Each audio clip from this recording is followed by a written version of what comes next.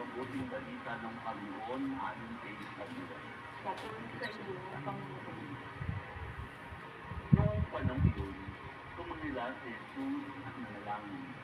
Amang banal, hindi lamang ang aking mga lagad ang dinadalangin ko, kundi pati ang mga nananalig sa akin dahil sa kanilang kakulan. Maging isanawa sila ng Ama, kung paano ikaw ay nasa akin at ako'y nasa iyo. Gayon din naman, maging isa sila sa atin upang maniwala ang kalimitan na ikaw ang nagtugod sa akin. Ang karangalang bigay mo sa akin ay binigay ko sa kanila upang sila'y ganap na magkita.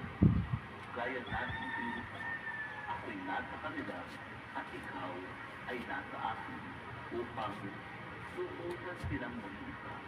At sa gayon, makikilala ng sanlibutan sinubo mo ako at sila'y inibig mo katulad ng pag-ibig mo sa akin.